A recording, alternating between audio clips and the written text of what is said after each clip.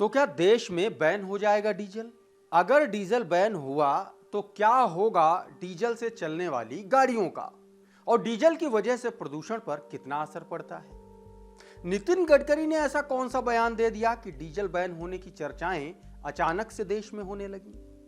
और किन किन देशों में डीजल गाड़ियां बैन हैं या बैन होने वाली हैं? आइए इन्हीं सब मुद्दों को विस्तार से समझते हैं। नमस्कार, मेरा नाम प्रशांत है और आप देखना शुरू कर चुके हैं डेली लाइन का एक्सप्लेन। कई मीडिया रिपोर्ट्स में ऐसा दावा किया जा रहा था कि डीजल गाड़ियों पर एक्स्ट्रा 10% की जीएसटी लगाई जाएगी और इसी पर सफाई देते हुए केंद्रीय मंत्री नितिन गडकरी ने कहा है कि सरकार के सामने फिलहाल ऐसा कोई भी प्रस्ताव विचाराधीन नहीं है, लेकिन अगर प्रदूषण कम नहीं हुआ तो हम इस पर विचार करेंगे।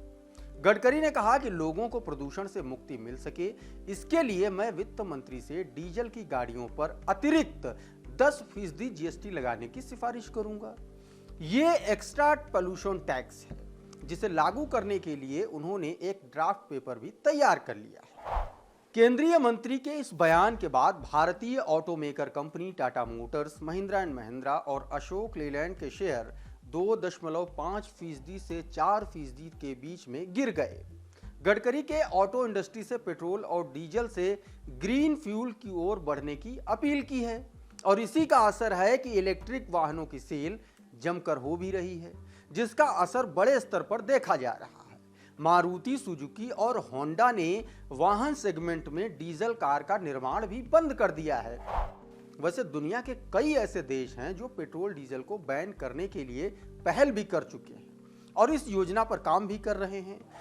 यूरोपीय संघ में इस बात पर समझौता हो गया है कि 2035 तक पेट्रोल और डीजल से चलने वाली कारें बंद कर दी जाएंगी। इस समझौते के तहत यूरोपीय संघ के 27 देशों में 2035 के बाद ऐसी कोई कार नहीं बिकेगी जो पेट्रोल या फिर डीजल से चलती हो।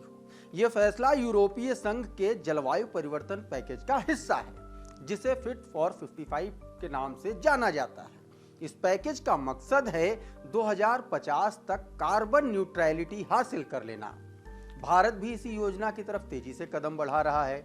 दरअसल भारत जो है वो ग्रीन हाउस गैसों के सबसे बड़े इमिटर में से एक है और भारत आने वाले 2070 के नेट जीरो टारगेट के लक्ष्य पर तेजी से आगे भी बढ़ रहा है।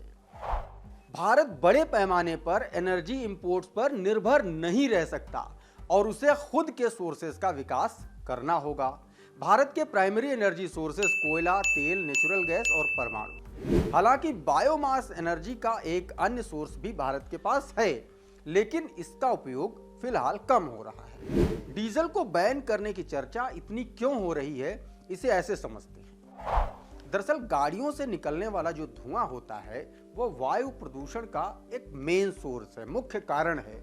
शायद आपको जानकर हैरत होगी कि सिर्फ 2015 में दुनिया भर में 3,80,000 से अधिक मौतों का जिम्मेदार डीजल था और इसमें भी हैरान करने वाली बात यह है कि तब डीजल के चलते 75,000 मौतें सिर्फ अपने भारत में हुई थी।